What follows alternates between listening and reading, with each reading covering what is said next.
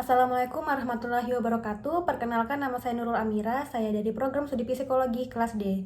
Jadi di sini saya akan menjelaskan bagaimana menjadi mahasiswa yang merespek, mahasiswa yang ekologis, mahasiswa yang cerdas, mahasiswa yang suka menolong, dan juga mahasiswa yang tangguh.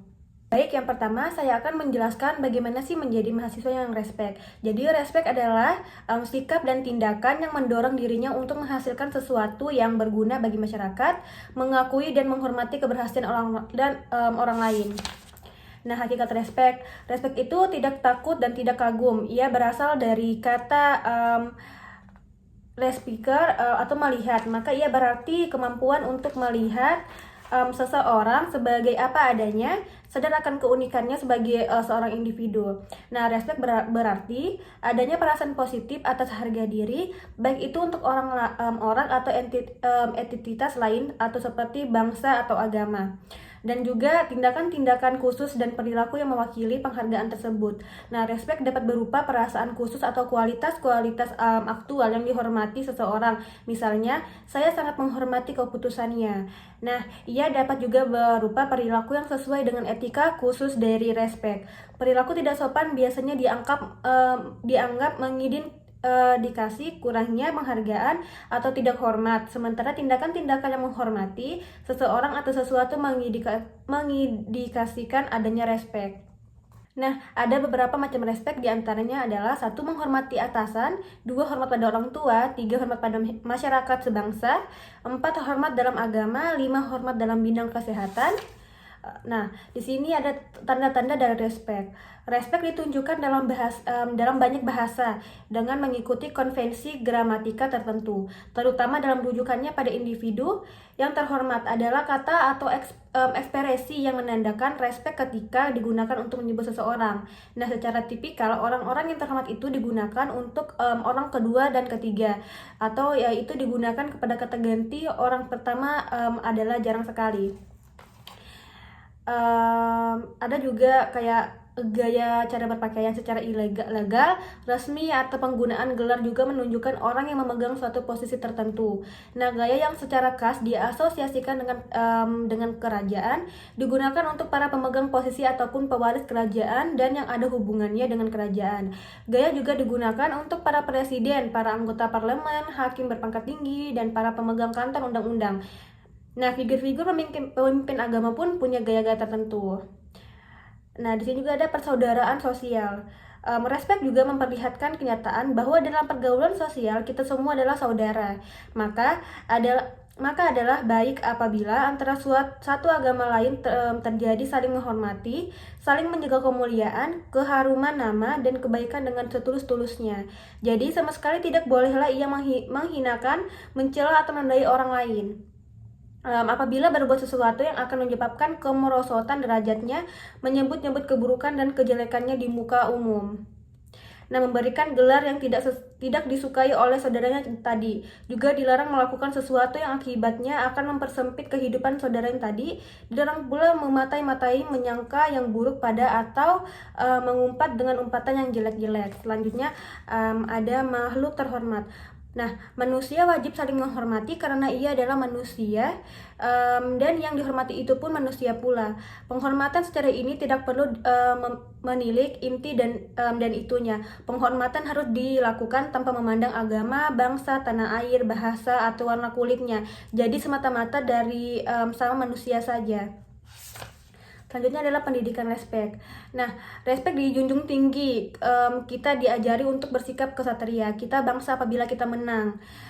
Kita bangga apabila kita menang, dan kita menyerah dan menghormati yang menang apabila kita kalah. Tetapi semuanya harus bersifat wajar, tidak berlebih-lebihan sehingga menyebabkan orang lain tersinggung. Menang orang ngasoreh, atau menang tetap tidak menyoroki yang kalah, kata pepatah Jawa. Nah, begitu pula yang kalah harus menerima dan siap untuk memperbaiki kekalahannya guna kemenangan esok hari. Selanjutnya saya akan menjelaskan menjadi mahasiswa ekologis. Nah, jadi di sini ekologis adalah sikap dan tindakan yang selalu berupaya mencegah kerusakan pada lingkungan alam di sekitarnya dan mengembangkan upaya-upaya untuk memperbaiki kerusakan alam yang sudah terjadi, dan selalu ingin memberi bantuan bagi orang lain dan masyarakat yang membutuhkan. Nah, ada dua argumen mengapa kita harus peduli lingkungan. Pertama, sebab kita memerlukan lingkungan tersebut. Kedua, sebab alam itu sendiri berhak untuk kesinambungannya. Nah, ada ekologi sosial. Jadi ekologi sosial itu berakar pada keseimbangan alam, kesinambungan, kemajemukan, spontanitas, kebebasan, dan holisme. Nah, masyarakat yang dicita-citakan ekologi sosial adalah masyarakat yang dapat mengurangi segala hierarki dalam alam dan masyarakat itu sendiri. Dalam masyarakat ekologis, dominasi dan hierarki akan digantikan oleh persamaan dan kebebasan. Selanjutnya saya akan menjelaskan bagaimana caranya menjadi mahasiswa yang cerdas. Jadi cerdas adalah kemampuan seseorang dalam melakukan suatu tugas secara cermat, tepat, dan cepat. Nah, di sini ada kecerdasan atau inteligensi. Kecerdasan adalah istilah yang mendeskripsikan kapasitas pikiran. Dalam konteks yang berbeda ini dapat didefinisikan dalam cara yang berbeda, termasuk kapasitas untuk berpikir abstrak, memahami, komunikasi, menalar, belajar, berencana, kecerdasan emosi, dan pemecahan masalah. Selanjutnya ada kecerdasan emosi. Nah, jadi kecerdasan emosi atau emosional inteligensi adalah kemampuan, keahlian, dan kemahiran untuk mengidentifikasi, memiliki, dan mengontrol emosi seseorang, orang lain, atau kelompok. Nah, selanjutnya saya akan menjelaskan bagaimana menjadi mahasiswa yang suka menolong. Jadi suka menolong adalah sikap dan tindakan yang selalu berupaya membantu orang lain. Nah, saling memerlukan. Setiap orang adalah tergantung pada orang lain. Walaupun begitu, ada perbedaan besar sekali antara ketergantungan sehat dan parasit. Kita tergantung pada orang lain, besar ataupun kecil. Umumnya orang tidak membangun rumah sendiri, menanam makanannya sendiri, atau membuat pakaian sendiri. Juga kita tidak memperbaiki TV dan mobil sendiri. Dokter gigi pun tidak menambal gigi rusaknya sendiri, begitupun seterusnya. Nah, membantu orang lain. Nah, menolong adalah kesediaan memberikan bantuan secara sadar. Orang mulai memberikan bantuan itu dari gerak hatinya. Kemudian bantuan itu diberikan dalam bentuk apa saja yang memang diperlukan orang lain. Mau ditolong baik dalam bentuk ucapan, perbuatan, ide ataupun barang. Nah, demikian menolong itu bukan bersifat kontrak, ia bersifat personal dari orang ke orang, dari hati dan ke hati. Maka adalah cukup sulit untuk mendapat pertolongan di suatu masyarakat yang hubungannya personal kurang solid atau terlalu renggang.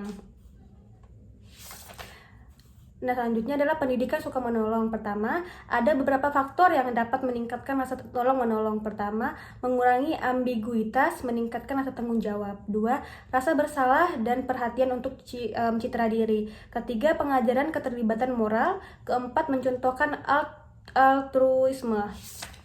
Nah, selanjutnya saya akan menjelaskan menjadi mahasiswa yang tangguh. Jadi sikap dan perilaku pantang menyerah atau tidak pernah putus asa ketika menghadapi berbagai kesulitan dalam melaksanakan kegiatan atau tugas sehingga mampu mengatasi kesulitan tersebut dalam mencapai tujuan. Nah, itu adalah pengertian dari sifat tangguh. Nah, salah satu sifat dari sifat tangguh itu adalah tidak manja. Nah, menurut Ulwan pada tahun 1978, faktor dimanja yang berlebihan merupakan penyebab berbahaya karena dapat menimbulkan penyimpangan anak dari segi kejiwaan dan moral. Nah, faktor ini sering menimbulkan rasa percaya diri dan rendah diri serta masa bodoh terhadap kehidupan ini. Ada motivasi yang kuat. Nah, seringkali orang mengeluh bahwa ia bernasib buruk, bahwa kehidupannya kurang sukses karena bukan dari anak orang kaya, bahwa untuk bersekolah atau berusaha harus banyak modal dan sebagainya dan sebagainya. Nah, walhasil orang-orang tersebut melemparkan tanggung jawabnya kepada keadaan atau kondisi dan tidak ada niatan untuk melakukan apapun untuk mengubahnya. Nah, padahal kehidupan kita pada dasarnya selain tergantung pada apa yang terjadi di sekeliling kita, juga tergantung pada rencana hidup kita, dan pada hakikatnya manusia mempunyai kemampuan untuk mengubah arah hidupnya sesuai dengan yang diinginkan. Makanya untuk menjadi orang yang tangguh itu harus memiliki motivasi yang kuat. Selanjutnya, penuhi tujuan. Kita harus terdorong untuk menyusun tujuan yang menantang, namun realistis. Ketika kita menyusun tujuan terlalu rendah dari level kita akan mendapat hal yang lebih rendah dari kemampuan kita. Sebaliknya, jika kita menyusun tujuan terlalu tinggi dan tidak meraih apa yang direncanakan, kita akan menjadi sangat gelisah atau depresi. Nah, untuk mencapai apa yang dicita-citakan, kita harus mampu untuk mengamati dan sadar akan perilaku kita. Selanjutnya adalah kesungguhan dan keceriaan. Ketangguhan memerlukan kesungguhan. Pernyataan yang mengatakan bahwa hidup ini adalah persoalan sungguh-sungguh memang benar.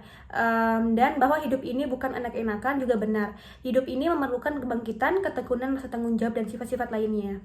Nah, itulah penjelasan dari saya mengenai menjadi mahasiswa yang respect, ekologis, cerdas, suka menolong, dan tangguh. Mohon maaf apabila banyak kesalahan dalam penjelasan materi. Terima kasih. Bye bye. Assalamualaikum warahmatullahi wabarakatuh.